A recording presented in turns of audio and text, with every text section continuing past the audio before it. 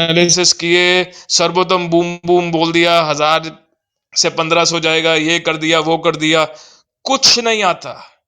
कोई लॉजिक नहीं, कोई सही बात नहीं, कोई पढ़ी लिखी बात नहीं करनी। इंश्योरेंस में बूम बूम क्यों आयो? ओ क्योंकि मेरी मेरी लेफ्ट टायर का हवा निकल गई।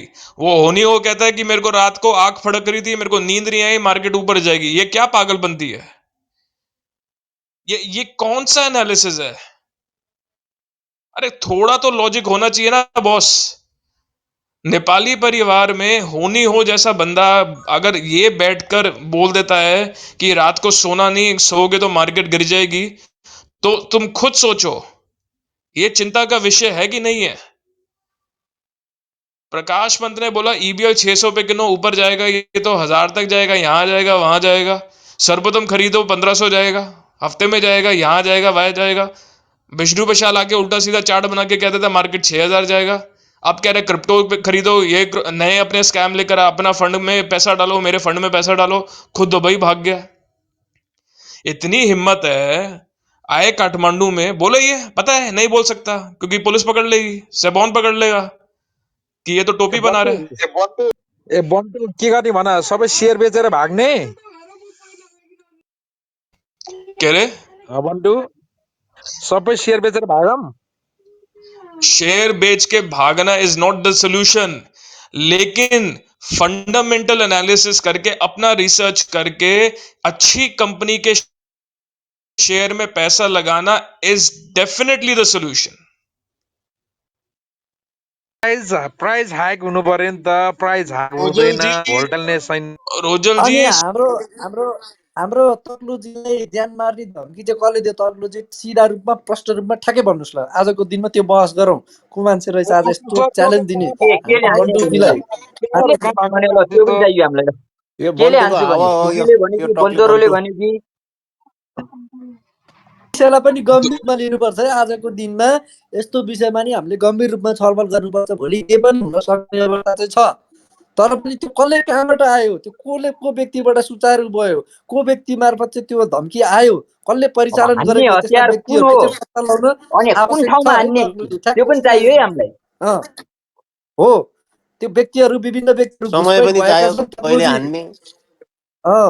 त्यो विभिन्न व्यक्तिहरू अब विभिन्न शक्तिबाट परिचालित भएका व्यक्तिहरू हुन सक्छन्। त्यो मार्केट बिगार्नको लागि, अब कुन कसैको ठाउँमा इज्जत हान्ने चाहिँ त? अब तस नस गर्दनमा बनाउनको हान्ने लागि कि हातमा हान्ने परिचालित कि भएको खुट्टामा हान्ने हुनसक्छ है कि झारमा तक्नुजी। हान्ने कि त्यही सर भएर ह्यान्ड त्यस्ता रेज। व्यक्तिहरू कहाँबाट आशिष सर परिचालित ह्यान्ड भएका रेज। छन्, ती व्यक्तिहरूको पहिचान हुन पर्यो। र त्यो व्यक्तिहरूको पहिचान नभएसम्म हाम्रो तक्नुजीले चाहिँ यस्ता बोर्डहरू खोलिरहन सक्छन् है। ठ्याक्कै सिधा रूपमा आशिष सर भन्नुपर्दा ह्यान्ड रेज तक्नुजी गरौँ तपाईँको म। कुरो के हो, ठ्याक्कै सिधा रूपमा राख्नु। आशिष सर तपाईँ कोसँग बोल्नु भइरहेको त्यहाँ, त्यो सुन्नु पर्यो। इज बन्टु मास्टर है, इज बन्टु ल इज अ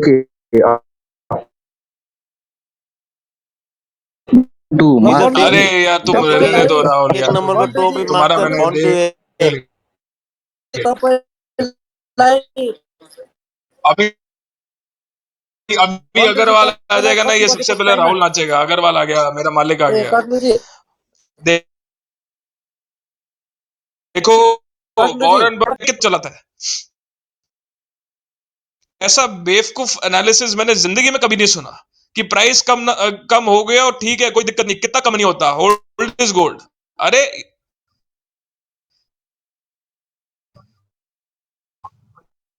ये ये ये कौन सा एनालिसिस है आशीष? ये ये क्या बात हुई? ये भी नमस्कार इसमें थोड़ा अरे मतलब हावी हो गई। कल नवराज को भी स्कैमर है। मैं, अरे वो नवराज मेरे को भी मालूम है ये स्कैमर है। देखो, वॉरेन बफेट ने कहा था प्राइस इज व्हाट यू पे, value is what you get. अगर हम बंटू तू प्राइस, चूतिया है। ये देखो आ गया गुंडा, आ गया, आ गया ये अग्रवाल का गुंडा तकलू तकलू जी सही तुमसे। सही कह रहे हैं। अरे ये लोग कहां समझेंगे वॉरेन बफेट की बात है? इन लोगों को क्या पता हेज फंड होते तुमने हैं वो बेटा तू क्वांटम मार्केट समझा चलाते समझा हैं, इनको भोग क्या भोग मालूम?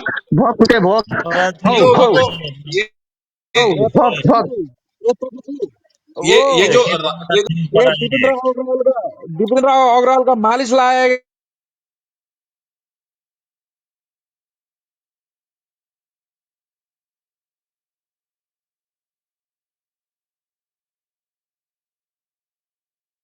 अग्रवाल के बारे में, इनके इनके चार्ट और आतन में तो पागल बैठे होंगे तो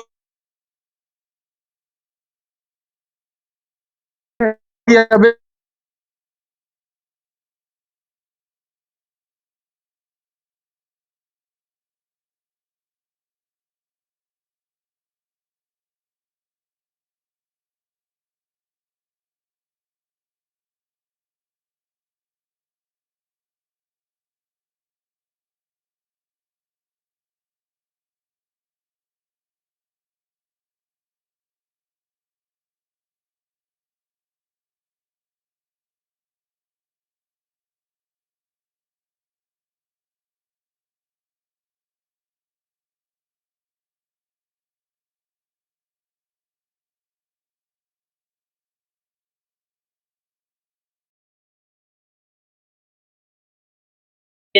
जाति महाअभियानमा लाग्नु तपाईँलाई धेरै ठिक छ भन्दा हाँस्दै खचित कृषि महाअभियान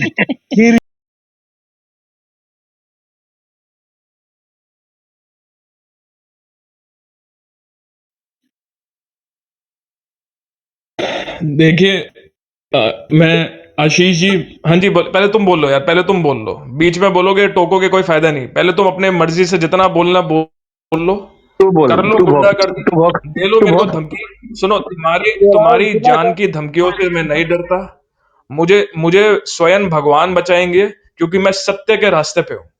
मैं यहाँ पर लोगों को ठगने नहीं आया, तुम्हारे ठगरवाल की तरह लोगों को बेवकूफ नहीं बनाता, उल्टी सीधी वो गुफल और वो नहीं, गुफल कह रहा हूं, Joshi, negative net worth, loss making company, और कह रहे बूम बूम, उसका पीई 1000 के भी ऊपर, एक लॉस मेकिंग कंपनी का, और कह रहे बूम बूम, खरीदो खरीदो खरीदो, और लोगों का हाउस से जोश करके जोश डुबा दिया, पैसा डुबा दिया।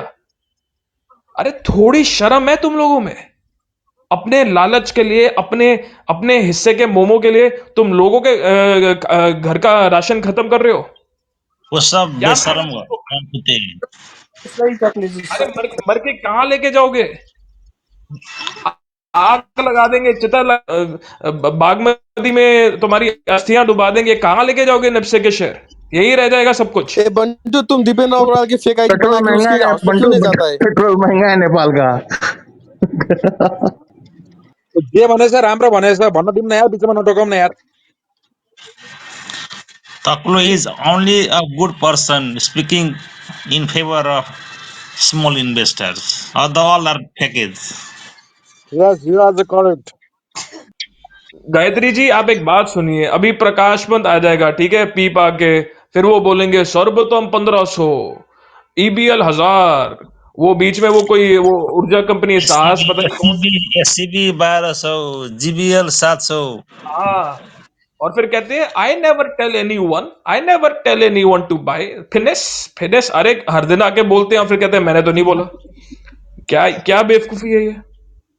और मैंने एक बार मैंने वो पता नहीं कोई साहस का कौन सी कंपनी थी, मैंने उनसे बस इतना पूछ लिया, आप एक बात बताइए कि इसका ऑपरेटिंग प्रॉफिट कम हुआ और रेवेन्यू बढ़ा, आप क्या कहना चाहेंगे कि इसकी फिक्स्ड कॉस्ट पे हमें कैसे वर्क करना चाहिए, कंपनी को कैसे वर्क करना चाहिए? मेरे को रूम से निकाल दिया। उनको फंडामेंटल नहीं आता है, आता केवल ही नहीं दे नो है। ओनली हाउ टू मेक फंडा इन नेप से, ओनली फंडे फंडा। का अंडा बनाते हैं यहाँ पे, भुर्जी बना देते हैं उसकी। और अब मेरे को क्या किया, ब्लॉक कर दिया, और अपने गुंडों को मेरे पीछे छोड़ दिया कि जिधर जाए उसको गाली दो, इसको रूम से निकाल दो। ये क्या तरीका है? I told you already na in the previous session. The biggest scammer in NEPSA is Mr. Vishnu Prasad Basyal. He is Syal, not Basyal. He is making many more investors Syal, being himself Basyal.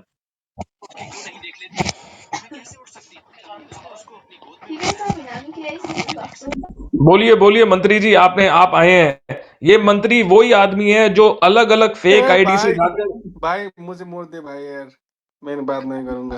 मंत्री भाई तुमको हम मौत देते, लेकिन मैंने खुद अपने आंखों से और कानों से तुम्हें फेक आईडीज बना बनाकर दीपेंद्र अग्रवाल की जय हो, इसकी जय हो, महाराज की। अरे कौन सा महाराज बनिए, कब से महाराज हो गए? ए अग्रवाल तक्लु कब से महाराज हो गया? ए तक्लु तल पनि टेक्निकल एनालाइसिस गर्ने प्रभु बानिया स्क्यामर आह। अरे प्रभु मतलब बानिया इसको तानो तानो एक एक एक एक अंग्रेजी शब्द है, आप लोगों को साइकोलॉजिकल बीमारी होती है, ठीक है? अग्रवाल को ना ग्रैंडियोर का इल्यूजन है, उसको लगता है मैं राजा हूं, मेरे पीछे प्रजा चलेगी, मैं ये वो। और अरे कितना कैसा आदमी है, लोगों को कहता है, अपने गुंडों को कहता है मेरे को महाराजा बोलो, और बोलते भी हैं। भाई अरे कौन सा महाराजा? चोर को महाराजा बोल रहे हो तुम? हदी हो गई। लावण्य लावण्य देश का महाराजा है ना वो, लावण्य देश का।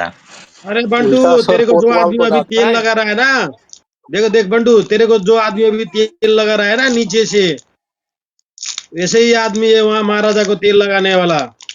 और तू भी यहाँ आके महाराजा बन लिया। मैं कभी भी महाराजा नहीं था, कोई मुझे महाराजा नहीं बोलता, सब मेरे को बंटू बोलते हैं, क्योंकि बंटू का मतलब है छोटा भाई। वो मेरे को अपना भाई समझते हैं, अपने घर के रिश्तेदार समझते हैं, उनको लगता है कि टोपी ये मत हमारा करो भला करने आया, बंटू। हमें बचाने आया है। भाई आप भी मसीहा बन जाओ, महाराजा नहीं। लेकिन तकलीफ ये होती है मुझे ये देखकर कि मुझे कम से कम 1-1.5 साल हो गया, आज तक एक बार भी अगर मैंने कोई गलत एनालिसिस किया हो और जो मार्केट में ना दिखा हो तो आप मेरे को बोलो, लेकिन ऐसा हुआ ही नहीं। सारे छल दरबार के एक्सपर्ट बोल रहे थे 2500 आयो, 2600 आयो। क्यों? सरकार माओवादी की आ गई। अरे माओवादी की सरकार आ गई तो क्या हो गया? अर्थव्यवस्था बदल गई क्या? नहीं, उसकी बात मत करो, नेगेटिव बात है, ये नेगेटिव बात है। अरे बेवकूफ, being practical does not mean being negative. अगर तुमको कल को कोई बोलता है वैक्सीनेशन कराओ, ठीक है, कि कल को तुमको कुत्ता काट गया और तुमको वो क्या हो गया, रेबीज हो गया, वैक्सीनेशन करा लो, तो उसका मतलब ये नहीं है अरे तुम नेगेटिव हो रहे हो कि कुत्ता काट जाएगा। इसे कहते हैं बीइंग प्रिकॉशियस। वो कहते हैं ना, एक अंग्रेजी में कहावत है, prevention is better than cure. लेकिन नहीं, नेगेटिव हो तुम, सच बोल रहे हो, नेगेटिव हो तुम। अरे क्या पागलपन है। स्टॉक मार्केट या तुम्हारे जो जेब में पैसा भी है ना, तुम उसको निकालोगे, उससे पूछोगे, गाली उस पैसे, एक काम करो, सब एक्सपेरिमेंट करो, तुम्हारे वॉलेट में या तुम्हारे जेब में 100 का नोट, 500 का नोट, कुछ भी पड़ा है, उसको निकालो, टेबल पे रखो, उससे प्यारी प्यारी बातें करो। क्या वो तुम्हें प्यार करेगा? नहीं। उसको गालियां दो, क्या वो तुमको गाली देगा? नहीं। पैसे को फर्क नहीं पड़ता इन चीजों से। पैसे को पैसे की तरह देखो। अगर इतना ही शौक है तुमको इन लोगों की बातों में आके अपना पैसा लुटवाना ही है, अरे मंदिर में जाके, पशुपति में जाके दान पात्र में डाल के भगवान से माफी मांग लो, क्षमा मांग लो, हो सकता है तुम्हारे कर्म, जो कुकर्म है, वो धुल जाए। किसी किसी जरूरतमंद को मंदिर से खाने को कुछ मिल जाए, किसी को कपड़ा दे दो खरीद कर। सट्टा बाजार मत बनाओ स्टॉक मार्केट को। लॉजिक से चलो, जिंदगी में लॉजिक से चलोगे कभी नहीं पैसा हारोगे। मुझे 8 साल हो गए स्टॉक मार्केट में, 25% के आसपास, ऑलमोस्ट अप्रोक्सीमेटली, मतलब 1-2% ऊपर नीचे हो सकता है, मेरे को चेक करना पड़ेगा, is my average yearly return. Bantu देखिए, ये अरे फेंको मत भाई, फेंको ये मत, नहीं, फेंको ये मत। चोर बाजार है, ये कौन चोर सी स्टॉक है बाजार है, तेरे को हर साल 20 to 25% रिटर्न चोर दे रहा है? बाजार नहीं है, बता चोर मेरे को। बाजार है ये। दो ही स्टॉक होंगे। ये चोर बाजार है, पूंजी बाजार नहीं है। यहाँ पे जिसका कंपनी का माइनस नेटवर्थ है, रिटेन अर्निंग बहुत बहुत से माइनस है, वो कंपनी सर्किट लगाता है एवरी डे। ये कुछ भी बोलता है भाई, आदमी को इन्फ्लुएंस करने के लिए ये कुछ भी बोलता है, कुछ भी, हर चीज फेंक रहा है ये। चल नेप्से में बता, कौन सी कंपनी है तेरे को हर साल 20 to 25% रिटर्न दे रहा है? अरे खुद का रिसर्च करो ना यार। तुम्हारी पता है सबसे बड़ी तकलीफ पता क्या है है? मेरे को सब कुछ पता है। अच्छा मेरे को सुनो, सब कुछ मेरी पता बात, है। मेरी बात सुनो, मेरा स्टॉक कौन सा है, मैं स्टॉक अ, खरीद कौन रहा मैं हूँ। मैं सुनो, अगर मान लो, भाई सुनो मेरी बात बात और ध्यान बात से का ये सुनो। नहीं है, बात नहीं नहीं, ध्या- तूने जो बोला ना, हर साल मेरे को 20 to 25% रिटर्न दे रहा है। मैं भी हाँ नेप्से में हूँ, तू भी नेप्से में, चल बता मेरे को कौन सी कंपनी है, मैं एक्सेप्ट कर लूंगा भाई। मैं ऐसा मैं नहीं कि मैं पोर्टफोलियो हर चीज डिक्लाइन मैं करूंगा। पोर्टफोलियो पहली बात तो ये कि मेरा अभी सारा पैसा इंडियन मार्केट में है और मैं पोर्टफोलियो की बात कर रहा था। I am not talking about individual script, क्योंकि कुछ मेरी इंडिविजुअल स्क्रिप्ट 300% रिटर्न पर है, कुछ मेरी 25% रिटर्न पे है। एवरेज आउट कर कर आके पूरे पोर्टफोलियो का मेरा 25% हर साल का XIR रहा है, इंटरनल जो रिटर्न होता है। दूसरी बात, भाई मैं अगर भी क्या और सोच इंडिया लो में इस बारे जाऊंगा में, मैं अरे अरे मेरी बात इन्वेस्ट सुनो, करने अरे के मेरी लिए। बात सुनो, मैं भी इंडिया में लॉजिकली जाऊंगा। अच्छा अरे लॉजिकली सोचना, लॉजिकली सोचना, ठीक है। अगर भाई मेरे पास लॉजिकल नहीं है। मेरे तू घर, अरे पांच ही मेरी बात तो नेपाल सुनो, में पांच ही अकल के कंपनी दुश्मन है, मेरी बात हर सुनो। साल। हाँ, चल हे तू बता। भगवान, चल चल चल चल मैं चल कहता हूं बता सारे बता बता रिटेल बता इन्वेस्टर सुनो। बता। मैं कह रहा हूं किरण जी भी, आप भी सुनो। किरण जी तो मेरे को लगता है उम्र से तजुर्बे वाले होंगे, ठीक है। अगर मेरे घर में सोने का अंडा देने वाली मुर्गी होगी, तो क्या मैं दुनिया में जाके लोगों को यह बताऊंगा मेरे पास सोने के अंडे वाली मुर्गी है? मेरे को यह नहीं डर होगा कि साला चोर आ जाएगा, मेरी मुर्गी उठा के ले जाएगा, उसको मार देगा, उसको कुछ कर देगा, नुकसान कर देगा। अगर मुझे मालूम है कि मेरे पास एक सोने के अंडे देने वाली मुर्गी होगी, मैं किसी को नहीं बताऊंगा, क्योंकि मैंने मेहनत करा है उस वो मुर्गी सच को है। पालने में, बड़ा करने सच है। में, ताकि वो सोना दे। मैं फ्री में कभी नहीं दूंगा ये चीज। और जो देते हैं ना, हम्म, वो तुम्हें टोपी लगा रहा है मेरे भाई। लॉजिकल सोच, यहां पर चल तुमको चल टोपी वो। मैंने सोच लिया लॉजिकली। चल तू तो यही तरीका मैं तुमको बोल रहा हूं कि बोल ना, ये बोल बोल चीज, बोल। ये ये चीज अपना, ये जो तुम्हारी मेंटालिटी है ना, ये जो तुम सोचने का तरीका है कि कोई आएगा, चम्मच लेगा और हमारे मुंह में निवाला डालेगा जिंदगी भर। अरे बच्चे नहीं हो तुम, खुद मेहनत करनी पड़ेगी। डू योर ओन रिसर्च, पढ़ो लिखो, रिसर्च करो, क्वेश्चन पूछो। कोई तुमको अगर अगर मेरे को अभी इस रूम में प्रकाश पंत आके बोलेगा ना ये खरीदो, मैं सबसे पहले फाइनेंशियल खोल के बोलूंगा क्यों। इसमें तो ये मेरे को दिख रहा है नेगेटिव, इसमें ये दिख रहा है। जब तक प्रकाश पंत मुझे लॉजिकली कन्विंस नहीं कर देगा कि हाँ कंपनी रामरोच है, जो आज तक वो कभी किसी को नहीं कर पाया, यही रीजन है ये लोग स्कैमर है और तुम लोगों को टोपी लगता है बार बार। सवाल पूछने से क्यों डरते हैं हम? क्यों छल दरबार वाले सवाल सवाल पूछने वालों को गाली देते हैं, उनको ब्लॉक करते हैं, उनको रूम से निकाल देते हैं? सही सही सही सही सही मैंने आज तक कभी किसी को नहीं निकाला, क्योंकि मैं सवालों से नहीं डरता। लेकिन अगर यही मैं अभी छल दरबार में होता, काकताली में होता, मेरे को रूम से निकाल देते। वो चाहते ही नहीं है, रिटेलर के अंदर इतनी हिम्मत है, वो बस चाहते हैं कि हम बोले और रिटेलर सुने। अरे गुलाम है क्या? ये होते कौन है? तुमको भी उतनी ही नॉलेज है जितनी इनको है, बस फर्क इतना है कि ये लोग बेशरम है और तुम्हारे अंदर शर्म है, इसलिए तुम ये उल्टे काम नहीं करते। तुम भगवान से डरते हो, ये लोग नहीं डरते। और ये मेरे दोस्त के साथ हुआ। मेरा दोस्त इनकी बातों में आया, इन्होंने उल्टे सीधे बोला कि 6,000 मार्केट जाएगी, अपना घर गिरवी रख दो, लोन ले लो बैंक से, पैसा लगा दो मार्केट में, एक का डबल हो जाएगा, तुम्हारे पास दो दो घर हो जाएंगे। लालच दिया इन्होंने रिटेलर को। बहुत सारे इनकी झांसे में आ गए। मेरा दोस्त उनमें से एक था, उसने और उसका मार्केट डूब गई, लोन चढ़ गया, घर उसको नीलाम करना पड़ गया। और जब तक मुझे ये बात पता चली, जब उसने मेरे को ये बात बताई, क्योंकि वो बहुत परेशान था, it was already too late. लेकिन जब मुझे ये पता चला, तब मैंने डिसाइड कर लिया कि अब, जानते हुए अगर मैं ये चीज होने दूंगा, तो मैं भी फिर पाप का भागीदारी हूं। पूछो, सवाल पूछने में कोई गलत बात नहीं है। अगर ये लोग सवाल से भागते हैं, इसका मतलब है कि इनमें, इनके मन में चोर है। केशव श्रेष्ठ में से एक साल पहले वन ऑन वन डिस्कस हुआ था। उस दिन मैंने उससे इतने सवाल पूछे कि केशव श्रेष्ठा आज तक वापस नहीं आया रूम में मेरे, क्योंकि सबको समझ में आ गया था कि ये स्कैमर है। देखिए बंडू साहब, केशव श्रेष्ठ जो है ना, एक बार उन्होंने कहा था निफ्रा खरीद कर लो, काठमांडू में घर जगह देगा, बहुत कुछ देगा, निफ्रा खरीद कर दो। निफ्रा, many persons bought Nifra at price above rupees 400. Now they are buying home, they are buying land.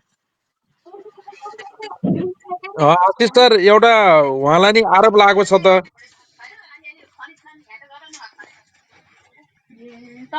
लेकिन एक बात बताइए, क्या ये सच नहीं है कि केशव श्रेष्ठा ने जो ट्रेडिंग फर्म खोल रखी है उनके अगेंस्ट केस चल रहे हैं, फ्रॉड के, मैनिपुलेशन के, यो कि तक्लु उन्होंने लोगों को गलत उहाँको एडवाइस फर्मले दी? त बोलिए एउटा बोलिए। एलिगेसन के छ भन्दाखेरि उसको फर्म लक्ष्य होल्डिङले चाहिँ आफ्नो जग्गा के अरे आफ्नो आफ्नो जग्गा बुटलमा भएको जग्गा अर्कैको नाममा गराएर लक्ष्य होल्डिङबाट सेलिङ गर्यो अरे पुरा उठाउ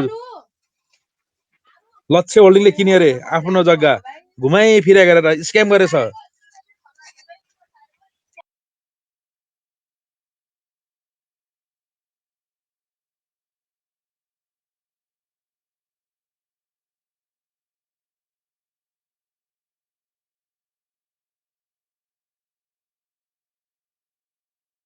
ले वो लोग कहता है ना आईपीओ बहुत आया, राइट आया, प्रीमियम में आईपीओ आया इसलिए मार्केट गिरा, लेकिन IPO it has been many days. IPO has been restricted. Why is market not going up? So they are just creating scam. If market really goes up, then also all IPOs will be really washed up by the market.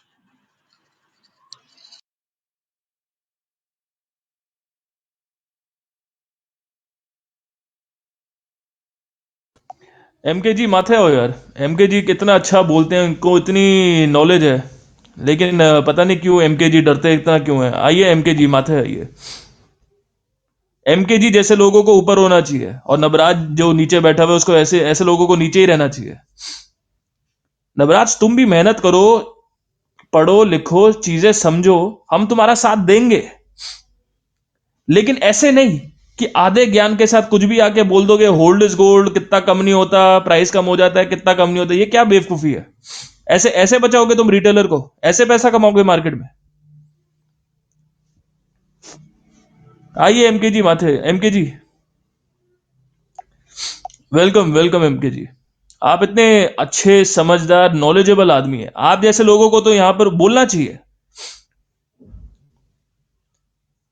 MK ji please go ahead, आप अपना नेपाली में ही भले ही आप share करिए information, आपकी क्या लगता है इकोनॉमिक एक्टिविटी के बारे में, नेपाल सरकार की नीतियों के बारे में, क्यों मार्केट में ये एक तरह से बेरिश चल रहा है, why investor confidence has been lost, what can be done? Please go ahead MK ji. Hello hello Bantu भाई। Hello hello MK ji. Hmm, नहीं बंटू कहाँ भाई की ऐसे एनालिसिस है ये बंटू भाई? भाई क्या एमके क्या जी बोलिए, मैं एनालिसिस हो भाई? Please go ahead, go ahead MK, Arjun ji बोलने दीजिए एमके जी को प्लीज। एमके जी गो हाँ अहेड प्लीज। नहीं बंटू भाई मैं ये तो आपका बड़प्पन है। वैसे तो मैं इतना बड़ा जैसे आप रिप्रेजेंट करते हो उतना उतना नहीं, मैं उतना नहीं हूँ बंटू भाई। देखिए, देखा ये, इसे कहते हैं बीइंग अरे हम्बल। बंटू जी, एक दिन वो हमारे ये बसियाल सर से आप डायलॉग करोगे? अरे विष्णु बशाल को बुला लो, अभी बुला लो, इस रूम में बुला लो, आ जाओ। हाँ Vishnu Bashal, you are welcome to come to this room right now. अभी आइए, मैं आपको ओपन चैलेंज करता हूं। आई वो, लेकिन he has to answer the questions, जवाब देना पड़ेगा, भागेंगे नहीं। अगर वो भागे तो फिर आप समझ जाना। और एमके जी का इतना नॉलेज होने के बाद इनका बड़प्पन देखिए, कितने हम्बल हैं ये। और यही आदि नॉलेज का कोई नीचे, वो जैसे वो टकलू बैठा हुआ है, वो होता है ना, वो कहता अरे तुम ये हो, तुम वो हो, मुझे सब आता है, मुझे सब आता है करके। ये सेम मेरे को प्रकाश पंत में देखने को मिलता है, सेम मेरे को वो निफोली में देखने को मिलता है। एक टाइम पे अरुण का भी था, अरुण उल्टे सीधे एनालिसिस करता था कि वो क्या कहते हैं उसको, लोन सेटलमेंट आयो, मार्केट ऊपर गयो, लोन सेटलमेंट आयो। अरे बेवकूफ, ये क्या तरीका है? लोन सेटलमेंट का मार्केट से क्या लेना देना? तो ये चीजें हमें समझनी पड़ेगी, देखना पड़ेगा कि लॉजिकल आर्ग्यूमेंट जब तक नहीं होगा स्टॉक मार्केट में, आप लोगों को जब अगर आप सवाल नहीं पूछेंगे, तो आप जो एक स्थिर स्तर होता है ना, एक कॉन्वर्सेशन का जो बेसिकली लेवल होता है कॉन्वर्सेशन का, वो कभी भी बढ़ेगा नहीं, इंप्रूव नहीं होगा, वो और बल्कि डिटियोरेट होगा, नीचे जाएगा। Please MK ji go ahead please, आप बैंकिंग सेक्टर के बारे में ही, या कुछ इतने सारे लोग हैं, रिटेलर हैं, they would love to hear from you.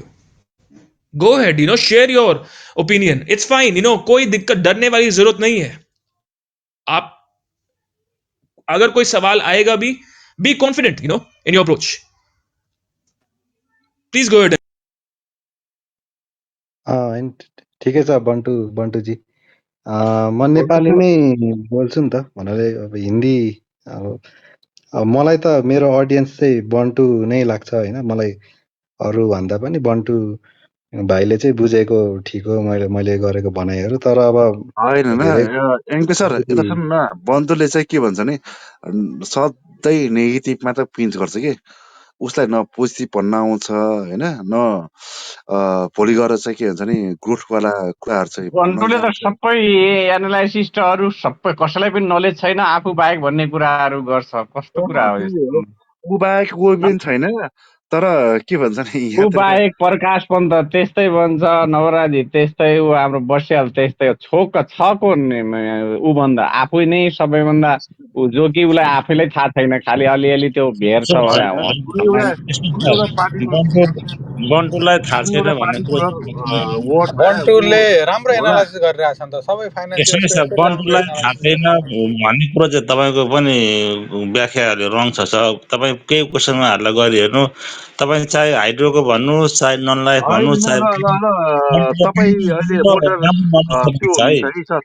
ल तपाईँलाई म एउटा कुरा सोध्छु, विष्णु बन्तुलाई गएर बस्याल चाहिँ बन्तुलाई मान्छे गएर सोध्नुहोस् न एउटा हो कुरा। सर, सिमेन्टले होइन विष्णु बस्याल तपाईँ चाहिँ भगवान मान्नु पर्ने म चाहिँ आधार ए देख्दिनँ सर। त्यो सोध्नु न सर, एउटा कुरा सोध्नु तपाईँको बन्तुलाई।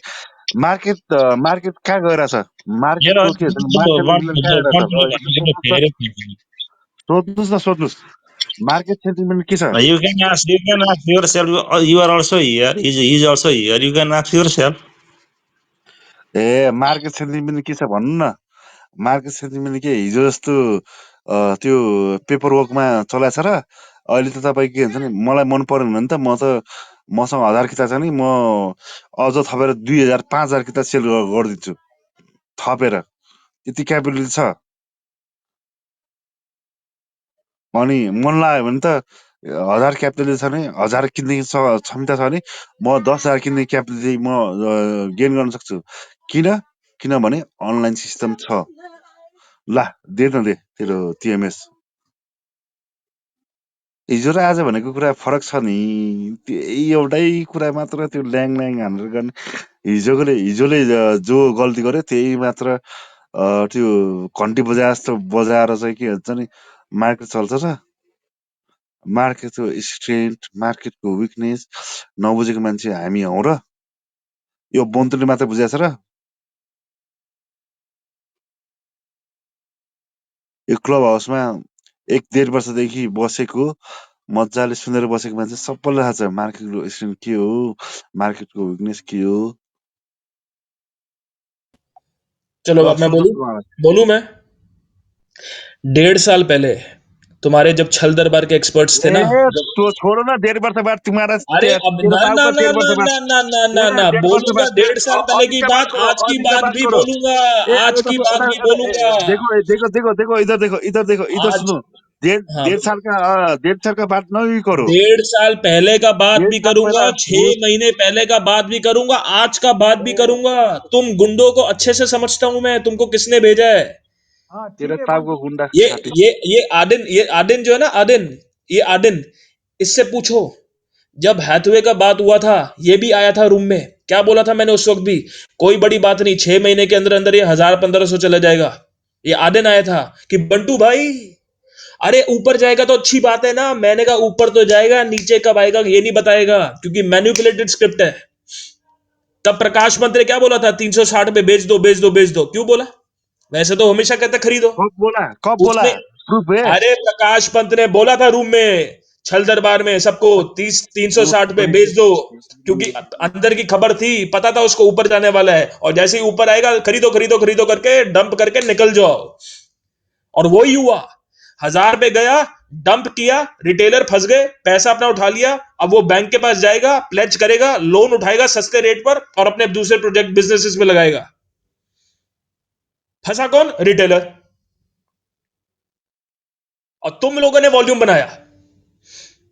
जब मैंने बोला गुफल का एनपीए बढ़ गया है, ऊपर नहीं जाएगा, बंटू तब बंटू ने कहा, बंटू ने कहा था। अब ये बोलेंगे आपको आदिन जी कि मैंने आपको पैसा दिया है।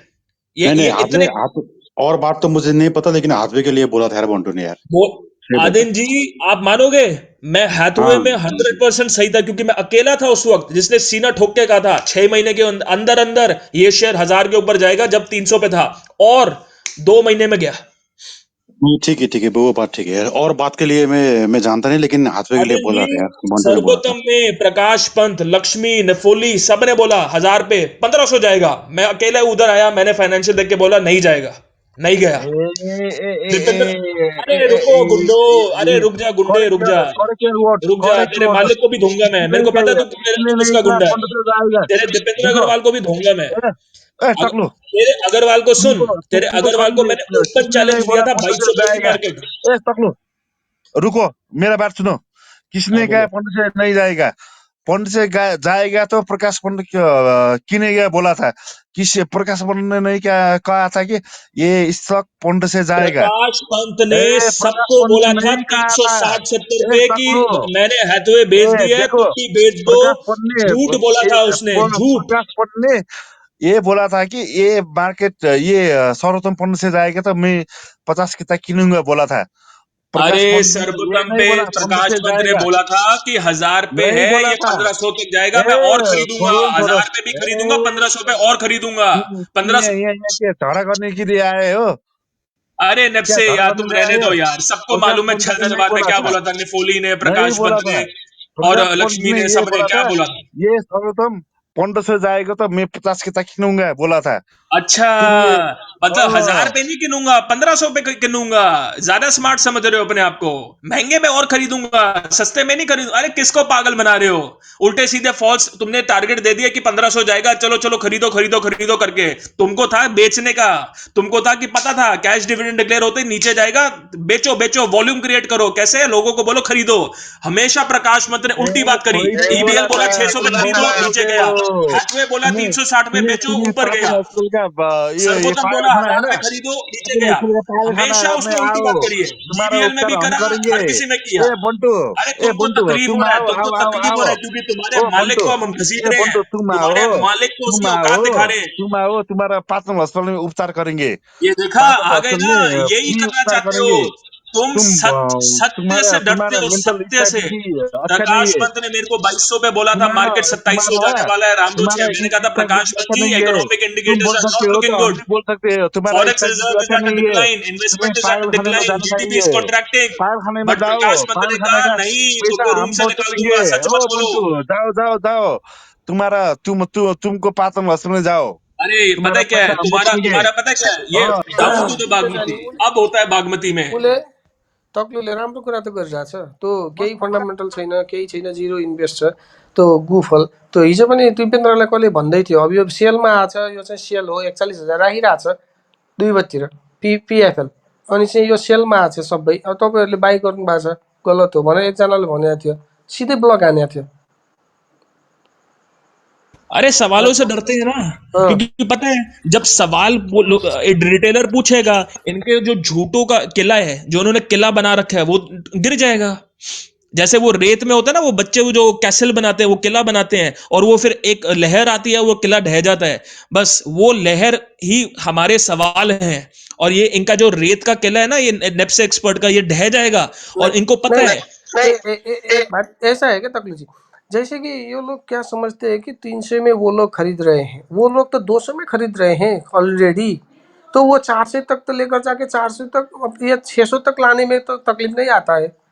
तो वो 600 तक लेकर जाने से वो फंसने के लोग क्या है कि हम तो इसमें छूट गए, फाइनेंस था अब इतना है, वो ऊपर गया ए बंटू, तो हम मुझे मोड़ छूटा। दो बंटू। बंटू मोड़ दे। अनि छुट्यो दे भनेर ले लो यार, मॉड ले लो, तुम ले लो। ये सब लोग अनि चाहिँ छुट्यो भनेर सबैले छुट्यो भनेर मेरा स्क्रिनसट मेरा खसिहाल्छु मेरा नि। मेरा सिर्फ एक रिक्वेस्ट है, ठीक है, एक रिक्वेस्ट है, प्लीज कृपया करके 10-15 मिनट के लिए एमके जी को सुन लो। 10-15 मिनट के लिए, ज्यादा देर नहीं, 10-15 मिनट के लिए एमके जी को सुन लो। अगर आपको अब हम इनके, किसी के नहीं सुनेंगे बंडू। अरे तक्लुजी यार सुनो मेरी बात। तक्लुजी 10 तक्लुजी हाँ तपाईँलाई बोलिए बोलिए। कसले कसले ज्यान मार्ने धम्की दियो ठ्याक्कै सिआरमा भन्नुहोस्, व्यक्तिबाट पहिचान आशीष जी हम उस पे आएंगे। ये एक लंदन था, उसने बोला था कि मैं दीपेंद्र अग्रवाल का गुंडा हूं, मैं तुमको खुखरी एक मारूंगा, दुई उसने दिन बोला ठ्याक्कै मेरे ती को। व्यक्तिहरूको खुलासा गर्नुहोस्। लेकिन मैं सिर्फ इतना कह रहा हूँ, त्यस्ता विज्ञ 10-15 मिनट के लिए मेरा हाथ जोड़ के आपसे वो है, क्या कहते हैं, रिक्वेस्ट है, एमके जी को 10 मिनट के लिए सुन लीजिए, ठीक है। इनका कोई भी बैंकिंग सेक्टर ओके हो या नॉर्मल इकोनॉमी पे भी ओके इनका एनालिसिस सुन लीजिए। मैं कहता हूं जितने भी ये आपको छल दरबार के एक्सपर्ट दिखते हैं ना, अगर आपका व्यू नहीं बदल गया, अगर आपको ये नहीं हुआ ना फील कि हाँ देखो कितना फर्क है क्वालिटी में, तो मैं कह रहा हूं मैं मार्केट छोड़ दूंगा। एमके जी प्लीज 10 मिनट के लिए बोलीजिए, और प्लीज कोई भी एमके जी को इंटरप्ट मत करना। एमके जी आप नेपाली में बोलिए, हमें कोई दिक्कत नहीं, प्लीज गो अहेड। होइन हजुर ठिकै छ बन्टुजी। अब ठ्याक्कै के टपिकको बारे बोल्ने भन्ने चाहिँ त्यो नेप्सेका विशेषज्ञहरूले मलाई मार्ने चाहन्छन् भनेर तक्लुजीले लेख्नु भएको छ। त्यो को विज्ञ हो? कुन चाहिँ टोपी लाउने विज्ञ हो हाम्रो तक्लुजीलाई मार्न चाहने? आशीष कहाँबाट भाई इस पे परिचालित भएका व्यक्ति हो? आशीष भाई इस पे त्यो हम व्यक्ति आ जाएंगे। पहिचान 10 गराओस्। मिनट के लिए एमके जी त्यो को व्यक्ति कहाँबाट नेप्से पे, परिचालित भएका इकोनॉमी पे छन्? बोलने दीजिए, ती बैंकिंग पे व्यक्तिहरूको आज बोलने दीजिए पहिचान 10 गरौँ, त्यो मिनट व्यक्तिहरूको आज नाम स्मरण गरौँ। त्यो व्यक्तिहरू को ठ्याक्कै भन्नुहोस्, एक दुई तिन तक्लुजी।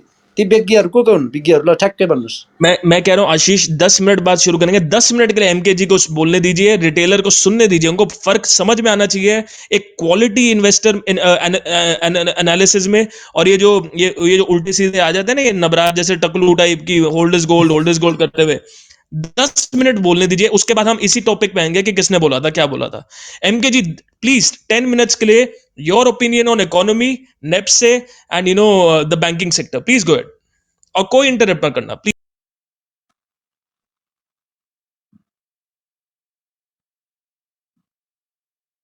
ठिकै छ बन्टुजी। होइन अरूले बोल्दा पनि हुन्छ बिच बिचमा आफ्नो रायहरू होइन। प्राय अब म आफ्नो कुरा गर्दाखेरि चाहिँ म चाहिँ भ्यालु इन्भेस्टर हो। तर मेरो प्राय एप्रोच चाहिँ इन्भेस्टमेन्ट अप्रोच चाहिँ प्राय टप डाउन एप्रोच जस्तो हुन्छ क्या। टप डाउन एप्रोच भन्नाले चाहिँ प्राय दुई टाइपको एप्रोचेस हुन्छ इन्भेस्टिङमा। एउटा चाहिँ टप डाउन, एउटा चाहिँ बटम अप भन्ने हुन्छ होइन। टप डाउन भनेको चाहिँ सुरुमा चाहिँ हामी मार्केट साइकलमा कहाँ छौँ भन्ने कुरा चाहिँ गज गर्ने, जुन चाहिँ सबभन्दा राम्रो books mastering the market cycle, Howard मार्क्सको किताब सबभन्दा राम्रो किताब छ। त्यसले चाहिँ ओभरअल हाम्रो इकोनोमी मार्केटको चाहिँ हामी मार्केट साइकलको कुन पोइन्टमा छौँ भन्ने कुरा चाहिँ गज गर्न हेल्प गर्छ। सो टप डाउन एप्रोच भनेको चाहिँ पहिला मार्केट साइकल पत्ता लगाउने, इकोनोमीको ओभरअल मार्केट साइकल कहाँ छ। त्यसपछि बटम भनेको चाहिँ त्यसपछि चाहिँ कम्पनी सिलेक्सन, कुन कुन सेक्टर्समा चाहिँ ग्रोथ हुनसक्छ भनेर बटमतिर जाने भने होइन। अर्को चाहिँ बटम अप भनेको चाहिँ बटम अप इन्भेस्टरले चाहिँ इकोनोमीलाई सुरुमा हेर्दैन, सुरुमा चाहिँ कम्पनीजको फाइनेन्सियल पर्फर्मेन्सहरू हेर्छ, अनि त्यसपछि चाहिँ बिस्तारै इकोनोमिक प्यारामिटर्सहरू केपिआइजहरूतिर जान्छ। म चाहिँ टप डाउन भयो होइन, सुरुमा मार्केट साइकल हेर्ने, अनि त्यहाँभित्रको कम्पनीजहरू। अब हजुर भन्नु न कोही केही। होइन होइन भ्याउनु सर, भन्नु त्यो उ गरेको। अनि अब जस्तै अहिलेकै मार्केट साइकलमा पनि कतिवटा कम्पनीजहरूमा चाहिँ मैले भ्यालु इन्भेस्टमेन्टै युज गर्छु क्या पहिल्यैदेखि। जस्तै फर इक्जाम्पल युनिलिभरको एउटा सानो, अब मलाई त ठ्याक्कै कुन पोइन्टले भन्ने भने आउँदैन, तर जस्तै युनिलिभरको कुरा गऱ्यौँ होइन। अब युनिलिभरमा मैले पत्ता लगाएको त्यो बेला 18,000 देखि 19,000को बिचमा चाहिँ त्यो स्कटल बट भन्छन् क्या, प्राय पिटर लिन्चको किताबहरू पढ्नुहुन्छ नि। स्कटल बट भनेको चाहिँ कुनै पनि कम्पनीजको चाहिँ म्यानेजमेन्टको भ्युज, कि त त्यो कम्पनीको सप्लायरको भ्युज, त्यो कम्पनीको कम्पिटिटरको भ्युजहरू चाहिँ जानेर चाहिँ एक लेभलको इन्फर्मेसन ग्यादर गर्नलाई चाहिँ स्कटल बट भन्छन् नि। त्यो बेला युनिलिभरको म चाहिँ प्रायः एनुअल रिपोर्टबाट स्टार्ट गर्छु। सो सुरुमा चाहिँ इकोनोमी कता छ भन्ने कुरा थाहा हुन्छ, र मार्केट साइकलमा कहाँ छौँ भन्ने कुरा थाहा भएपछि अब मैले चाहिँ कुनै पनि कम्पनीको डिप डाइभ गर्नु भन्दा चाहिँ सबभन्दा सुरुमा हेर्ने चाहिँ मार्केट क्यापिटलाइजेसन हेर्छु क्या सुरुमा। सो मार्केट क्यापिटलाइजेसन चाहिँ चेन्ज भइरहेको छ कुनै न कुनै पोइन्टमा भने चाहिँ ल त्यो कम्पनीमा चाहिँ केही न केही छ भन्ने कुरा चाहिँ मलाई अलिकति भान हुन्छ होइन। सो फर्स्ट फिल्टर मेरो प्राय मार्केट क्यापिटलाइजेसन हेर्छु म। युनिलिभर केसमा युनिलिभरको एनुअल रिपोर्ट पढ्दाखेरि चाहिँ युनिलिभरको त्यो बेला जुन बेला चाहिँ वर्ल्ड नै एकदम इन्फ्लेसन चाहिँ बढिरहेको थियो गुड्स एन्ड सर्भिसेसको, त्यो बेला चाहिँ युनिलिभरको प्रब्लम के थियो त भन्दाखेरि उनीहरूको चाहिँ कस्ट अफ गुड्स सोल्ड चाहिँ उनीहरूको कस्ट अफ गुड्स सोल्ड चाहिँ एकदम हाई भइरहेको थियो। किन भन्दाखेरि इन्फ्लेसन बढाएको थियो होइन, उनीहरूको र मटेरियल्सहरूको जति पनि त्यो गुड्स बनाउनको लागि जे इक्विपमेन्ट र मटेरियल्स हुन्थ्यो त्यसको चाहिँ प्राइसेस बढिरहेको थियो। त्यही भएर चाहिँ ओभरअल ग्रस मार्जिन चाहिँ एकदम गाह्रो भइरहेको थियो क्या डिफेन्ड हुनको लागि युनिलिभरमा। त्यो बेला चाहिँ उनीहरूको एनुअल रिपोर्टमा म्यानेजमेन्ट नोट्सहरूतिर चाहिँ अब ग्रस मार्जिनलाई त हामीले घटिरहेछ किन भन्दा इन्फ्लेसन बढिरहेको थियो, तर हामी चाहिँ कसरी नेट प्रफिट बढाउँछौँ भन्दाखेरि सर्टन अटोमेसनहरू गरेर चाहिँ अपरेटिङ एक्सपेन्सेसहरूलाई चाहिँ घटाउनतिर लागिरहेछौँ भनेर चाहिँ त्यो एनुअल रिपोर्टतिर लेखेको थियो क्या। र त्यसमा चाहिँ त्यो अपरेसनमा पनि कुन कुन खालको टेक्नोलोजी युज गर्ने, कुन कुन खालको अटोमेसन युज गर्ने भन्ने कुरा चाहिँ लेखेको थियो त्यो बेला। अब त्यो एउटा स्कटलबट मोमेन्ट भयो क्या मेरो लागि। र त्यसबाट चाहिँ भनौँ न ल युनिलिभरको चाहिँ अबको साल चाहिँ म्यानेजमेन्टले चाहिँ इन्फ्लेसनलाई ट्याकल गर्नको लागि चाहिँ सर्टन अटोमेसन गर्दैछ र नेट प्रफिट बढ्नेवाला छ भन्ने कुरा त फर्स्ट ग्लान्समा देखियो नि त एनुअल। त्यसपछि मैले 18,000 19,000को लगभगमा एक्युमुलेट गर्दै गएँ होइन, त्यो 3-4 महिनासँगै एक्युमुलेट गरेँ होला। र त्यो स्कटलबट मोमेन्टमाले चाहिँ एउटा भ्यालु क्रिएट गरिदियो नि त, भ्यालु जेनेरेसन। किन भन्दाखेरि यदि अपरेटिङ एक्सपेन्सेसलाई 20%ले घटाउन सक्यो भने जति ग्याप भयो त्यो 20%ले चाहिँ उनीहरूले मार्केटिङ एक्सपेन्स गर्न सक्यो होइन। र त्यो मार्केटिङ गर्दाखेरि चाहिँ उसले अर्को फर्दर सेल्स बढाउन सक्छ भनेपछि एकदम ठुलो ग्याप जस्तो भयो नि त। अहिलेको मोमेन्ट र अबको 3-4 महिनामा त्यो अटोमेसन भयो भने एकदम ठुलो नेट प्रफिट चाहिँ जम्प हुनेवाला छ भन्ने कुरा आयो नि त। अब त्यो कुरा त फरवर्डमा हुने इभेन्ट चाहिँ मैले अगाडि नै पत्ता लगाएँ नि त, भन्छ एउटा ठुलो भ्यालु ग्याप क्रिएट भयो क्या त्यहाँ। त्यो कारणले गर्दाखेरि यदि त्यो भ्यालु चाहिँ साँच्ची नै त्यो हाइपोथेसिस मेरो मिल्यो भने चाहिँ यदि युनिलिभरको प्राइस 18,000 टु 19,000 भयो भने त पी रेसियो त 8-9मा झर्छ नि त, जुन चाहिँ ग्रोइङ कम्पनीको लागि चाहिँ 8-9 पी रेसियो भनेको एकदमै कम हो होइन। ब्याङ्किङ सेक्टरको लागि सायद 20-30 पी रेसियो पनि एकदम ओभर भ्यालुड हुन्छ, किनभने ब्याङ्किङ सेक्टरमा कतै पनि ग्रोथ छैन ओभर द 10 इयर्स। तर युनिलिभर जस्तो कम्पनीमा यदि फरवर्डेड नै त्यो हाइपोथेसिस, त्यो नेट प्रफिट जेनेरेसन, त्यो नेट प्रफिट जति 20%ले नेट प्रफिट उनीहरूको एक्स्ट्रा आयो त्यसले नेट प्रफिट भन्छु, अपरेटिङ एक्सपेन्स जतिले घटायो त्यसले फेरि मार्केटिङमा लाउँछ, त्यो मार्केटिङबाट फेरि फर्दर सेल्स हुन्छ, अनि ओभरअल ग्रस प्रफिट मार्जिन घटे पनि ओभरअल ग्रस प्रफिट रुपिजमा त बढ्ने भयो भनेर यदि त्यही पछि त्यो हाइपोथेसिस मिट भयो भने त 8-9-7 को पी रेसियोमा युनिलिभर आउने भयो नि त। भन्छ हाइली अन्डर भ्यालुड लाग्यो क्या त्यो बेला मलाई। त्यो बेला मैले किने 3-4 महिनासम्म किने, त्यसपछि बिस्तारै मार्केटले नै सपोर्ट गर्दै गयो र मार्केटले सपोर्ट गर्दै गएपछि मैले 20,000 सम्म नि किने होइन। किन भन्दाखेरि कहिलेकाहीँ के हुन्छ भन्दाखेरि त्यो इन्भेस्टिङमा चाहिँ टाइप 1 टाइप 2 एरर भन्छौँ क्या हामीले। त्यो भनेको चाहिँ जस्तै मेरो इन्भेस्टमेन्ट थेसिस बनाएँ, जस्तै युनिलिभरमा मैले एउटा इन्भेस्टमेन्ट थेसिस बनाएँ, तर मार्केटले चाहिँ त्यो सपोर्ट गरेन भने त प्राइस राइज हुँदैन नि त, प्राइस बढ्दैन नि त। र तर मेरो इन्भेस्टमेन्ट थेसिस पनि राइट भयो र मार्केटले पनि सपोर्ट गर्यो भने चाहिँ बल्ल प्राइस राइज हुने भयो। अब मार्केटले सपोर्ट कुन बेला गर्छ थाहा पाउने भन्दाखेरि जब चाहिँ मेरो इन्भेस्टमेन्ट थेसिस राइट भयो र मार्केटले पनि बिस्तारै पर्सिभ गर्यो त्यो थेसिसलाई भने चाहिँ म राइट हुन्छु नि त। भनेपछि बिस्तारै 18,000 देखि 20,000 हुँदाखेरि मैले अझ धेरै थपेँ होइन, र पछि त्यो 40,000 पनि पुग्यो युनिलिभर। भनेपछि भ्यालु इन्भेस्टमेन्टबाट पनि एउटा कन्भिक्सन चाहिँ मलाई मिल्छ क्या। अब एकदम एक्स्ट्रा न्युजहरू भन्दा पनि एउटा भ्यालु इन्भेस्टमेन्ट पर्पसबाटै म सुरुदेखि नै त्यसबाटै गइरहेको हुन्छु। जस्तै तारागाउँ होटेल पनि अब त्यसमा पनि मैले त्यो बेला 350-400 तिर अराउन्डमा हुँदाखेरि त्यहाँ पनि मैले भ्यालु ग्याप देखाएको थिएँ क्या। त्यो भ्यालु ग्याप चाहिँ के थियो भन्दाखेरि त्यो बेला 350 अराउन्डमा चाहिँ तारागाउँ होटेल आइरहेको बेलामा ओभरअल मार्केट क्यापिटलाइजेसन चाहिँ तारागाउँको 6 देखि 7 अरब जस्तो थियो होइन। अब अहिले चाहिँ मसँग तारागाउँ छैन, त्यो डिस्क्लेमर चाहिँ सुरुमै भन्छु, त्यो म्यानिपुलेसन गर्नको लागि होइन, तर म कसरी सोध्छु भन्ने कुरा मात्र हो, तर म एकदम रङ हुन पनि सक्छु। 350 मा तारागाउँ पाउनु भनेको मार्केट क्यापिटलाइजेसन चाहिँ 7 अरबको जस्तो थियो होइन त्यो बेला। भनेको मैले चाहिँ 350 को अराउन्डमा सबै तारागाउँको सबै लिस्टेड सेयर किन्यो भने चाहिँ 7 अरबमा चाहिँ मैले तारागाउँ होटेल ओन गर्छु। अब प्राय म चाहिँ ओनर्स मेन्टालिटीबाट हेर्छु क्या त्यो कुरालाई। वारेन बफेटको चाहिँ ओनर्स मेन्टालिटी भन्छ नि। भनेको मैले 7 अरबमा चाहिँ तारागाउँ होटेल किन्ने रहेछु होइन। अब तारागाउँ होटेल मैले ओन गरिसकेपछि के एसेट चाहिँ मैले पाउँछु, के लायबिलिटिजहरू पाउँछु भन्ने कुरा त मैले हेर्छु नि त।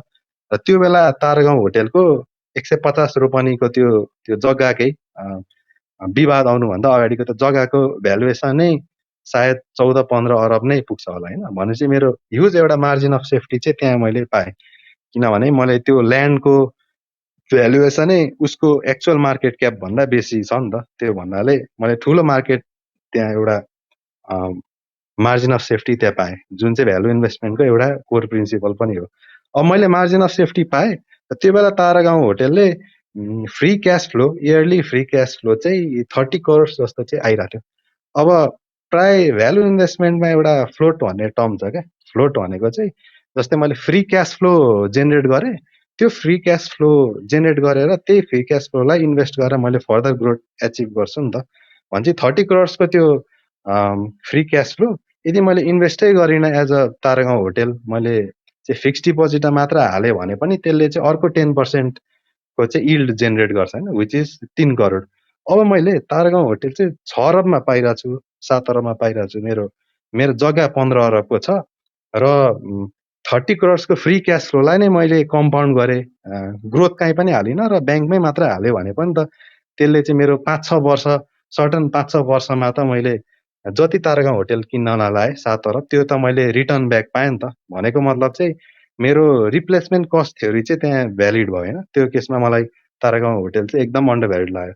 र जुन बेलासम्म चाहिँ 15-20 अरबको मार्केट क्यापिटलाइजेसन पुग्दैन तबसम्म चाहिँ म बेच्दिनँ भन्ने भयो र त्यो एचिभ भयो अनि मैले बेचेँ। भनेपछि मार्केट चाहिँ अब हामी मार्केट साइकल ओभरअल इकोनोमीको मार्केट साइकलको एउटा सर्टन पोइन्टमा छौँ, तर त्यो पोइन्टमा पनि भ्यालु ग्याप्सहरू चाहिँ प्राय देखिरहेको छौँ क्या हामीले, एकदम एसिमेट्रीहरू देखिरहेको छौँ। अनि म चाहिँ प्राय त्यस्तो खोज गर्छु अनि त्यसले चाहिँ मलाई एउटा कन्भिक्सन दिन्छ क्या, किन भन्दाखेरि ओभरअल त्यसको त्यो कम्पनीको चाहिँ इन्ट्रिन्सिक भ्यालु पनि मैले पत्ता लगाउन सक्छु र कति मार्जिन अफ सेफ्टी लाउने भन्ने कुरा चाहिँ मैले थाहा पाउन सक्छु नि त। अनि त्यो कन्भिक्सनमा चाहिँ म पहिल्यैदेखि भ्यालु इन्भेस्टरै हो क्या। अब ब्याङ्किङको केसमा धेरैजना मान्छेले चाहिँ पी रेसियो कम छ त्यही भएर चाहिँ ब्याङ्किङ सेक्टर सेफ हो भनेर पहिल्यैदेखि भन्नुहुन्थ्यो नि त। तर ब्याङ्किङ सेक्टरको साँच्ची भन्नु पर्दाखेरि एकदम पहिलादेखि नै ग्रस मार्जिन प्रायः जस्तै अहिले स्प्रेड रेट 4% को छ होइन। भनेपछि ब्याङ्किङ सेक्टरको चाहिँ ग्रस मार्जिन 4% मा चाहिँ सीमित जस्तो छ नि त, किन भन्दाखेरि स्प्रेड रेट 4% छ र नेट इन्ट्रेस्ट इन्कम चाहिँ मेरो 4% जस्तो मात्र छ। मैले त्यो 4% मा चाहिँ इन्भेस्ट गर्नु पर्यो, जुन चाहिँ ब्याङ्किङ सेक्टरले गर्ने भनेको अरूलाई लोन्स प्रोभाइड गरेर नै हो। अब अहिले धेरै जस्तो ब्याङ्क्सको चाहिँ क्यापिटल एडिक्वेसी रेसियो चाहिँ एकदम टाइट भएको छ, किन भन्दाखेरि रिस्क वेट एसेटहरू चाहिँ एकदम बेसी ग्यादर भएको छ। कतिवटा ब्याङ्क्सको त त्यो रेगुलेटरी क्यापिटल एडिक्वेसी रेसियो भन्दा पनि कममा झरिसकेको छ होइन। भनेपछि उसले फर्दर बिजनेस चाहिँ ग्रो गर्न सक्दैन।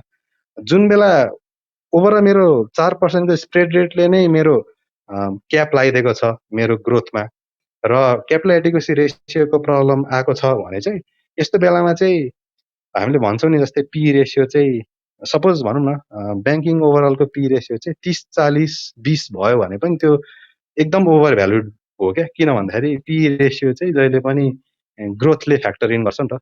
त्यही 30-40 को पी रेसियो कुनै अर्को सेक्टर इन्सुरेन्स सेक्टर भयो भने त्यसलाई म फेयरली भ्यालुड भन्छु होला भने, तर ब्याङ्किङ सेक्टरमा त्यही पी रेसियो चाहिँ ओभर भ्यालुड भन्छ, किन भन्दाखेरि ग्रोथलाई चाहिँ क्याप गरिदिएको छ रेगुलेटरी रिक्वायरमेन्टले। त्यही भन्ने हो मेरो। त्यही भएर चाहिँ धेरै जसो मान्छेले ब्याङ्किङलाई भ्यालु इन्भेस्टमेन्ट भन्छन् भने चाहिँ म चाहिँ किन पहिलेदेखि ब्याङ्किङमा छुइनँ भन्दाखेरि यही सर्टन रिजन्सले गर्दा क्या, मैले त्यहाँ भ्यालु देखिनँ नि त।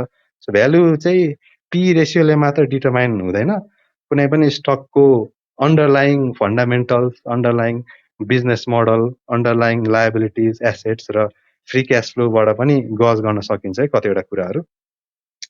सुरुमा एकदम सुरुमा मैले इन्भेस्ट गर्दाखेरि चाहिँ एकदम क्वान्टिटेटिभ फ्याक्टरहरूलाई चाहिँ एकदम धेरै इन्कर्पोरेट गर्थेँ क्या, एकदम धेरै चाहिँ डिसिएफ मोडलहरू निकाल्ने अनि त्यहाँबाट चाहिँ इन्ट्रिन्सिक भ्यालुहरू क्यालकुलेट गर्ने जस्तो सुरुमा म त्यस्तो गर्थेँ।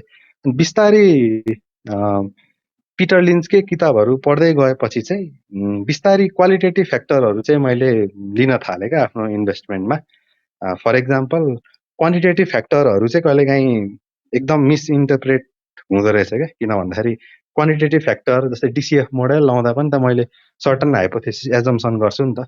जस्तै कम्पनीले चाहिँ यति % चाहिँ ग्रो गर्छ भन्ने एउटा हाइपोथेसिस क्रिएट गर्यो भने त अब म त्यहाँ मेरो बायसनेस पनि देखियो नि त। तर क्वालिटेटिभ फ्याक्टर भनेको जस्तै युनिलिभर भने नि मैले म्यानेजमेन्ट नोट्सहरूमा चाहिँ कसरी हामी चाहिँ डिफेन्ड गर्छौँ यी इन्फ्लेसनको कुराहरू भन्ने चाहिँ एउटा one of the qualitative factor भयो नि त। त्यसमा क्वान्टिटी केही पनि आएन, तर मैले म्यानेजमेन्टको भ्यू पोइन्ट लिएर चाहिँ त्यसलाई फ्याक्टर इन गरेँ।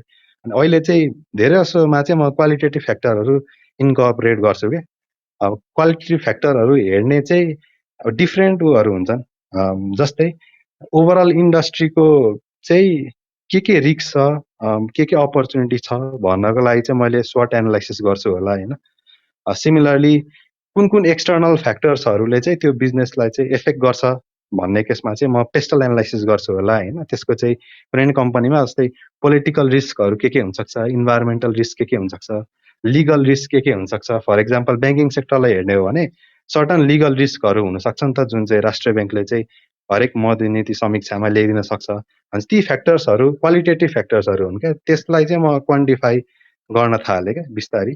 सुरुमा चाहिँ एकदम क्वान्टिटेटिभ फ्याक्टर युज गर्थेँ भनेको एकदम नम्बर्सहरूमा जान्थेँ भने बिस्तारै क्वालिटेटिभ फ्याक्टर्सहरू चाहिँ जुन बेला चाहिँ मैले पिटर लिन्चको किताबहरू पढेँ त्यो बेला चाहिँ क्वालिटेटिभ फ्याक्टर्स चाहिँ मैले धेरै इन्कर्पोरेट गर्न थालेँ क्या।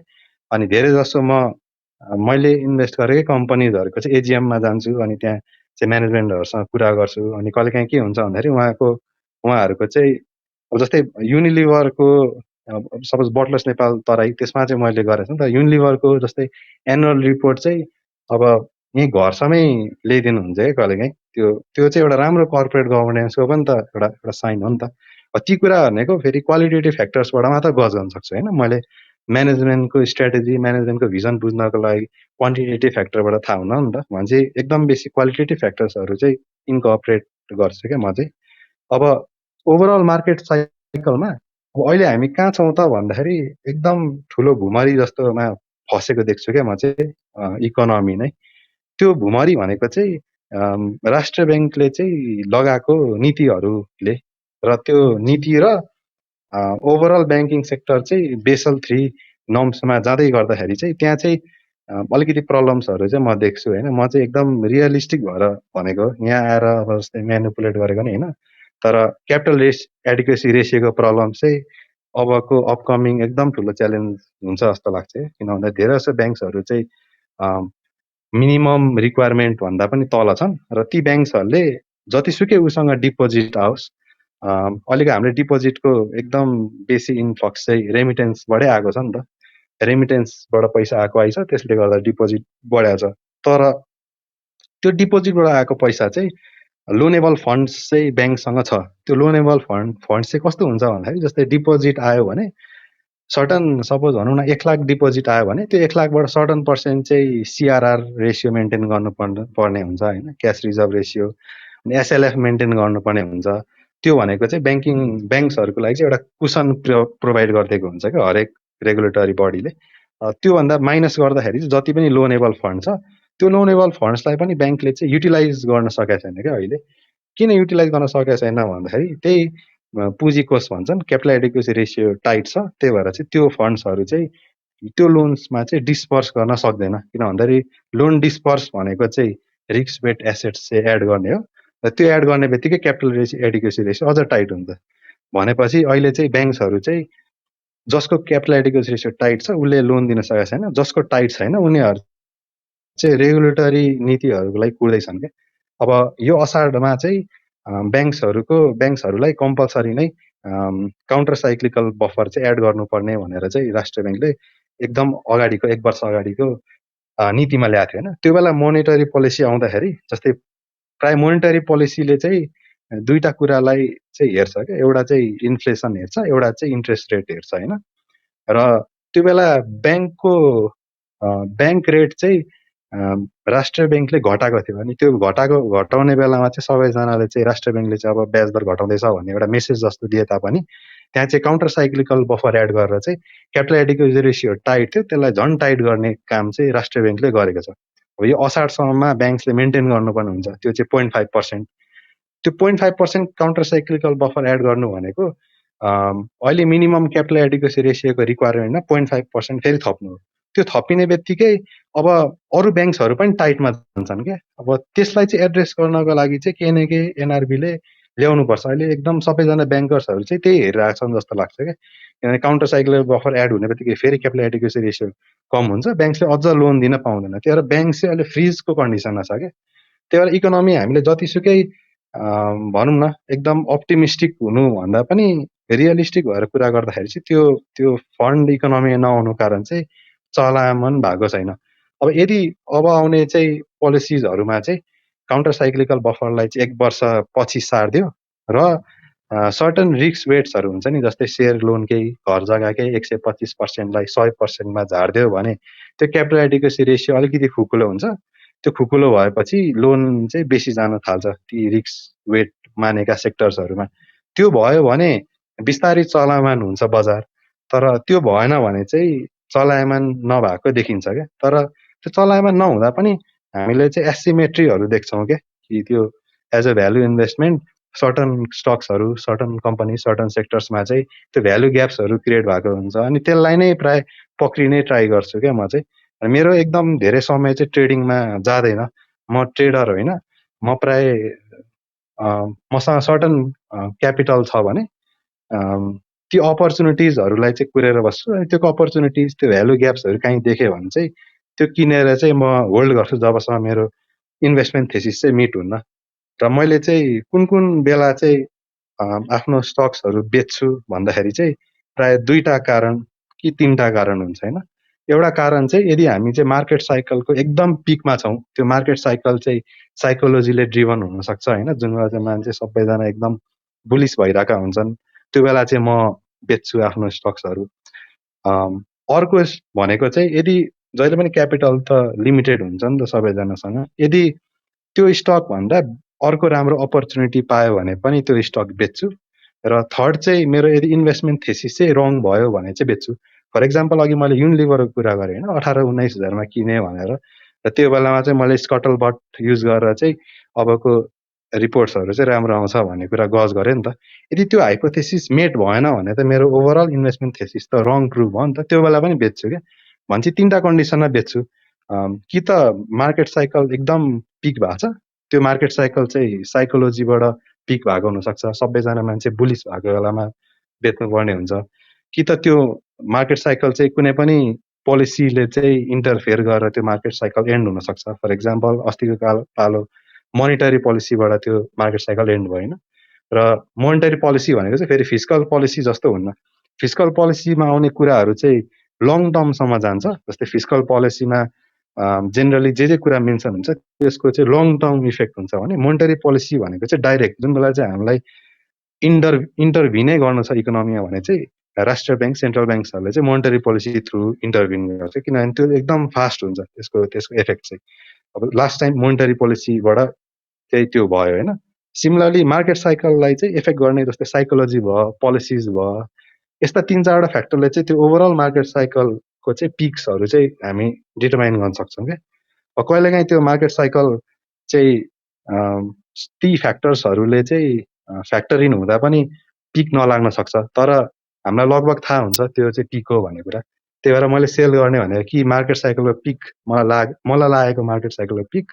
अर्को चाहिँ यदि अर्को कुनै अपर्च्युनिटी छ जुनमा चाहिँ मैले अर्को भ्यालु क्रिएसन अर भ्यालु ग्याप बेसी देख्छु, अर्को अपर्च्युनिटी देख्छु, र अर्को चाहिँ मेरो इनिसियल इन्भेस्टमेन्ट थेसिसै रङ भयो भने पनि बेच्छु। सो 3टा कन्डिसनमा बेच्छु। अनि प्राय मैले आफ्नो इन्भेस्टमेन्ट प्रिन्सिपल्सलाई सकेसम्म सिम्पलै बनाउन खोज्छु। अनि धेरै जस्तो चाहिँ म पढ्ने चाहिँ बेसी गर्छु र त्यो अपर्च्युनिटीको लागि कुर्छु, र अपर्च्युनिटी आएपछि त्यो फ्याक्टर इन हुन्छ नि। जस्तै यही बियर मार्केटमा पनि त धेरै राम्रो 100% प्लसको अपर्च्युनिटीहरू पनि थियो नि त 100% भन्दा बेसी रिटर्न्सको अपर्च्युनिटी भनेको त्यो चाहिँ प्योर भ्यालु इन्भेस्टमेन्टबाटै भयो नि त। अब ट्रेडिङबाट कुनै खेलाडीको पछि लागेर पनि भएको होला, तर त्यसमा कन्भिक्सन त मलाई हुन्न थियो नि त, म त्यति कन्भिक्सन। तर भ्यालु इन्भेस्टमेन्टमा भएपछि त्यो कन्भिक्सन मैले बिल्ड गर्न सजिलो हुन्छ क्या। त्यति भन्छु बन्टु भाइ। अब त्यस्तो धेरै लगातार धेरै बोल्नै पर्दैन।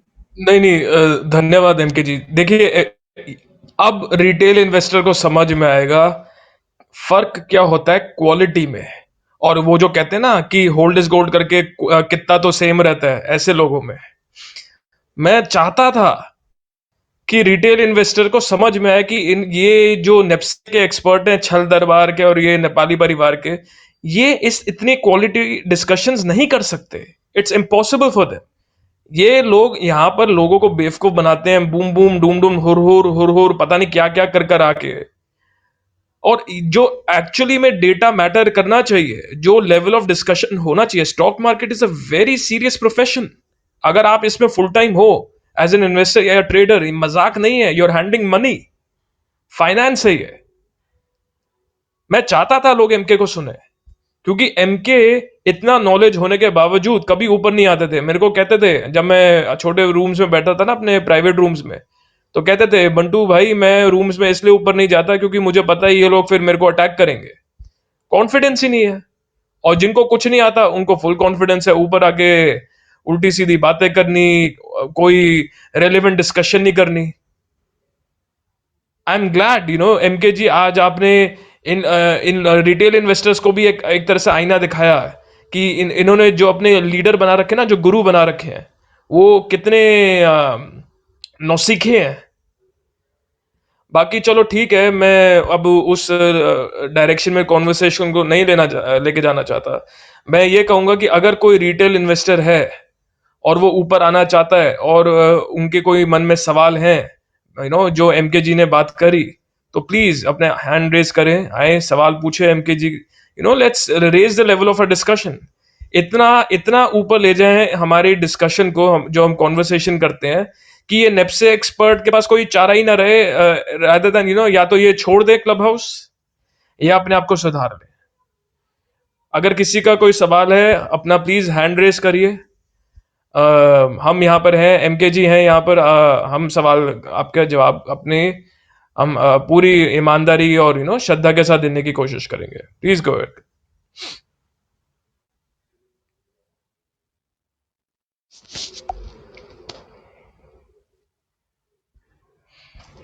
मांडेकान जी, आप कुछ पूछना चाहते हैं, या नेप्से जी, नेप्से बुल?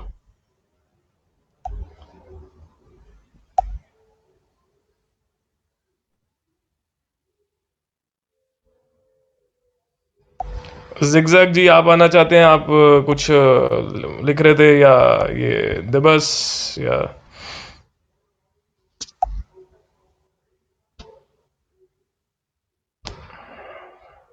अब नहीं, जिगजैग जी आ गए। जिगजैग जी, क्या चाल खबर?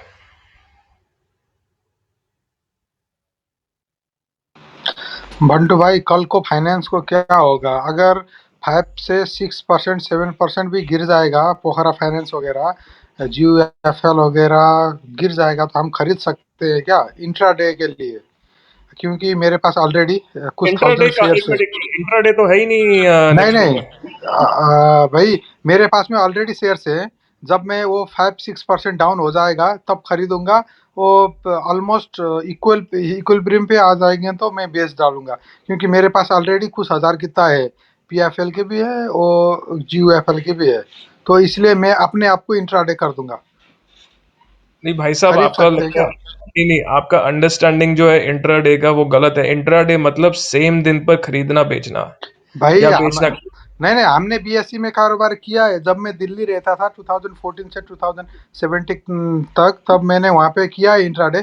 मतलब मैंने इंट्राडे का मतलब होता है एक ही दिन में खरीदना बेचना विदाउट टेकिंग डिलीवरी। नहीं, मैं यही बोल रहा हूँ।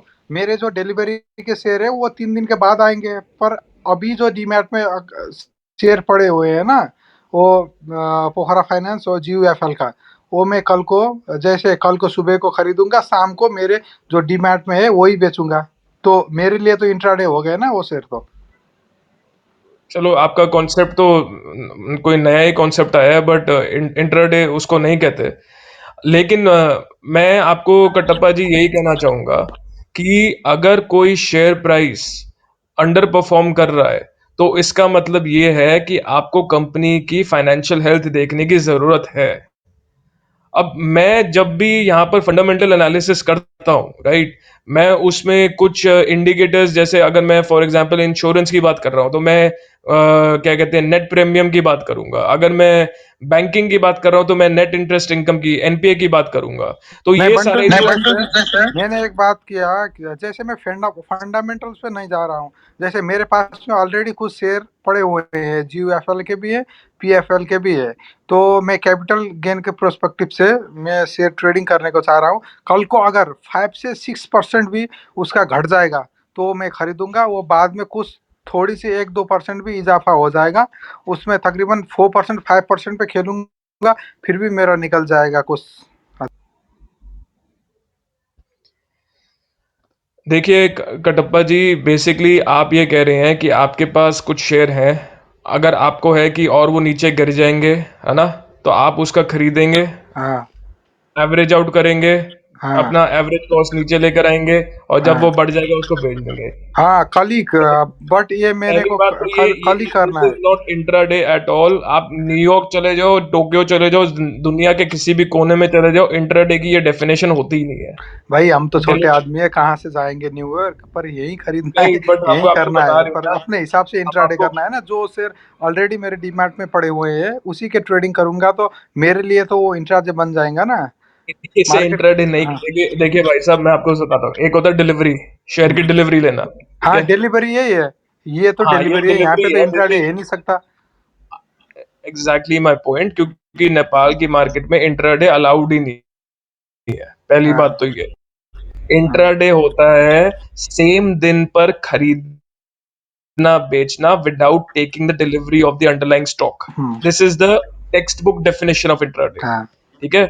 आपको ये चीज समझनी पड़ेगी कि अगर मैं रिलायंस का ऑर्डर लगाता हूँ खरीदने हम्म, का, ठीक है, लेकिन 2 घंटे बाद मार्केट बंद होने से पहले ही मैं सेल कर देता हूँ, तो मैंने इंट्राडे खेला, मतलब मैंने स्टॉक बिना डिलीवरी लिए, बिना एक्सचेंज के ट्रांजैक्शन चार्जेस इनकर किए खरीदा बेचा।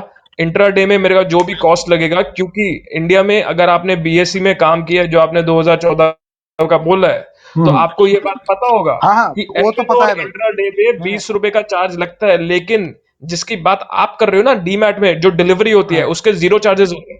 हाँ वो तो क्योंकि है। जीरो, हाँ हाँ क्योंकि जब आप डिलीवरी लेने जाते हो ना और हाँ पैसा लॉक इन करते हो, तो हाँ आपका जो वॉल्यूम है वो कम हो जाता है। हाँ ये तो इसलिए है, ठीक इसलिए ठीक। ब्रोकर कहते हैं तुम सेम दिन पे ही खरीदो बेचो, पैसा भले ही ना हो, डिलीवरी मत लो, पैसा ब्लॉक मत करो, 2 दिन के लिए, 3 दिन के लिए, हफ्ते के लिए, हर दिन करो।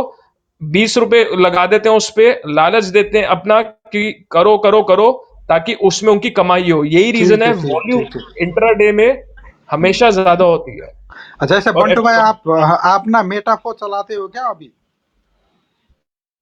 मेटा, मैं समझा नहीं। मेटाफो, मेटा, हाँ META, मेटा। हाँ हाँ या नहीं मेटाफो। नहीं, मैं नहीं नहीं, मेटाफोन नहीं चलाता मैं, नहीं नहीं नहीं। ठीक ठीक। अभी मैंने काफी महीने चलाया, ठीक है, हाँ, मेटाफो। अभी रिसेंटली जब RBI ने कुछ वहाँ पे इंडिया पे ब्लॉक किया, तो यहाँ पे भी ये मोबाइल से मैंने उस टाइम पे क्या कर दिया पता नहीं। अभी गूगल ये गूगल पे ये क्या रहता है, ये इसमें रहता कीपैड।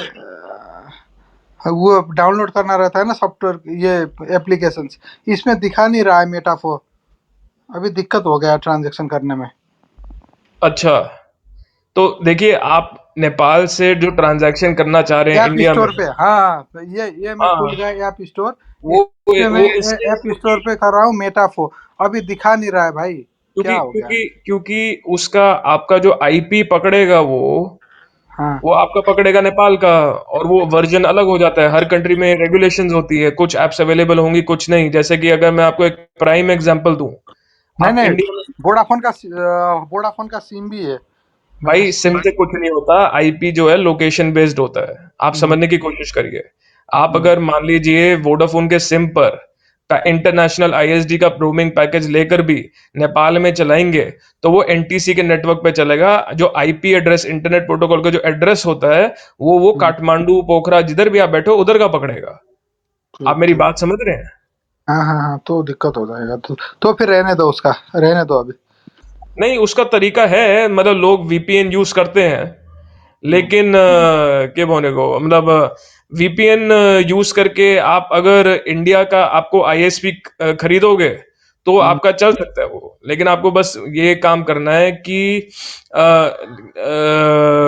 मतलब कोशिश करना है कि आपको वो चीज लैपटॉप पे करना। और क्रैक्ड वर्जन होता है ना, या तो काम करो। नहीं नहीं, इस अ, वर्जन ही है लैपटॉप में तो। नहीं नहीं नहीं, एंड्रॉयड फोन है।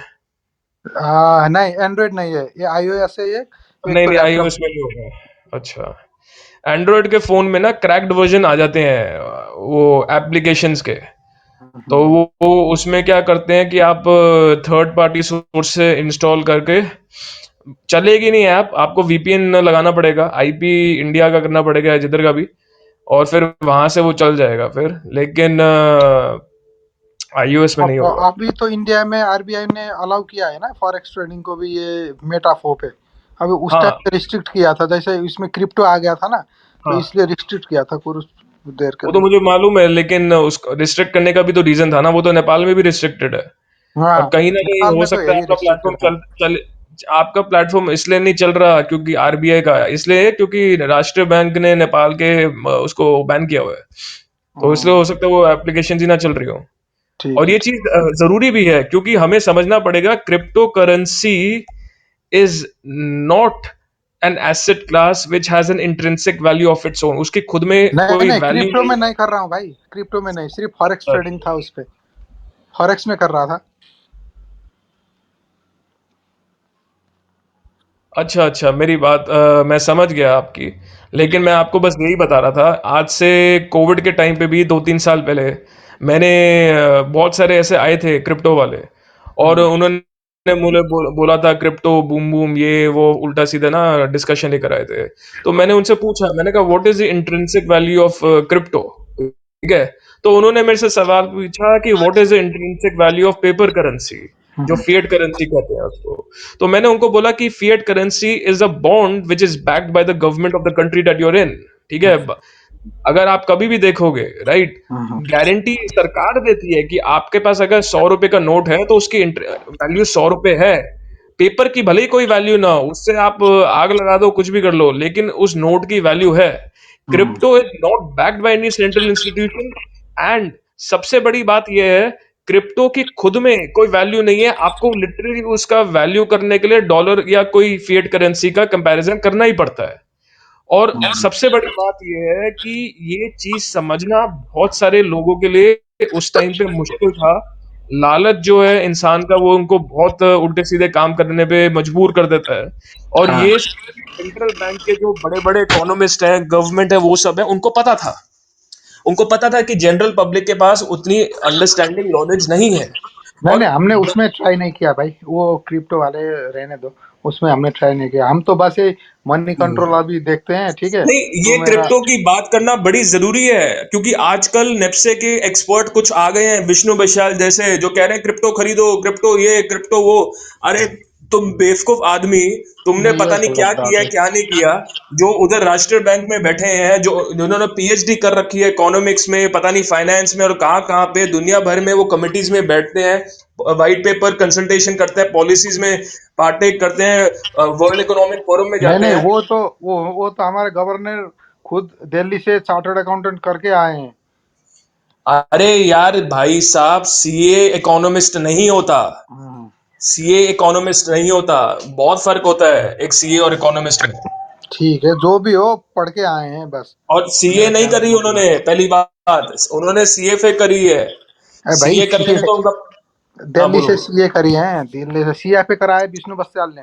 ये जो हाँ, सीएफए भाई साहब, सीएफए जो होते हैं ना, दो होते हैं। एक होते हैं जो यूएस वाला सीएफए होता है, जो उन्होंने सीएफए करा था ना, वो आईसीएफए वाला, वो तो बैन भी हो हाँ गया था बीच में। हाँ उन्होंने तो हाँ नकली वाला सीएफए कर रखा है। हाँ उनकी एग्जैक्टली।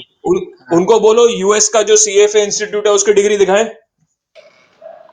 कोई नहीं दिखाएगा भाई, रहने दो उनका भाई बात। है ही नहीं, हाँ हाँ दिखाएंगे कैसे, है ही नहीं। हाँ जो असली सीएफए है, जो यूएस में है, डेनवर कोलोराडो में उनका इंस्टीट्यूट है, ठीक है, वो नीले और हरे रंग का उनका सिंबल है। वो थोड़ा कर रखे है इन्होंने, तो आईसीएफआई करके एक यूनिवर्सिटी थी, वहां से कर ली सीएफए। और वो उसमें केस भी चल गया था, वो केस हार गए थे आईसीएफआई वाले। उन्होंने अपना सीएफए का वो भी चेंज कर लिया, अपने आप को सीएफए बोलते हैं। उल्टे सीधे पेपर देके यूनिवर्सिटी से डिग्री लेके अपने आप को दिखा रहे हैं। आज की डेट में आपको पता है वो इंस्टीट्यूट सीएफए इशू नहीं कर सकता, वो अभी भी है, लेकिन वो ओ सिर्फ एमबीए की डिग्री करवाते हैं। ठीक ठीक ठीक ठीक, शायद होगा लेकिन ऐसे। ये बोलेंगे ही नहीं कभी भी, लोगों को टोपी बना रहे हैं। ठीक ठीक ठीक। हाँ, तो यही मैं तो भी तो यही बोल रहा हूँ हाँ भाई, सीएफए इज इजी, सीए में तो पसीना निकल जाता है, लेकिन ये लोग समझते नहीं है। हाँ ठीक ठीक ठीक। ओके ओके, हाँ। रहने दो। उसके बाद अब कल को क्या करें फाइनेंस, ये तो बता दो। खरीदें अरे या ना ही इसका खरीदें? इसका इसका जवाब ना आपको अभी एमकेजी देंगे, थोड़ी देर मैंने बोल लिया ना, अब मेरे को थोड़ा रेस्ट करने दो गले को। एमकेजी ठीक है प्लीज हम। आप इसका आंसर करिए, धन्यवाद।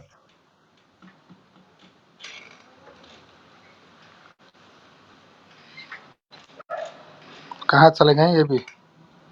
के भन्नु सरले? ए साथी हो, भोलि मैले के सोचेको भन्दा नि, जस्तो पोखरा फाइनेन्समा पनि अलिकति फसियो, जिउ एफएलमा पनि फसियो कि। धेरै किता त छैन मेरो, 700-800 किता, 700-800 किता मात्रै होला, यो ट्रायल भर्जनमा हानेको मात्रै हो, त्यति छ। अब मैले के सोचिरहेको छु भने, भोलि इफ 5 देखि 6% ले मात्रै घट्यो, जुन पनि फाइनेन्स भने, एनएफएस पनि छ त्यति नै मसित, 5 देखि 6% ले घट्यो भने मात्रै पनि 500,000 किताको एउटा ट्रेडिङ लिने, घट्यो भने सरक्क किन्ने, त्यसपछि अन्तिमसम्म कि त बराबरीमा जाला, कि त बढ्यो भने त्यही दिनै बेच्ने, भोलि नै बेच्ने गरी 5-6 सय कितामा सानो ट्रेड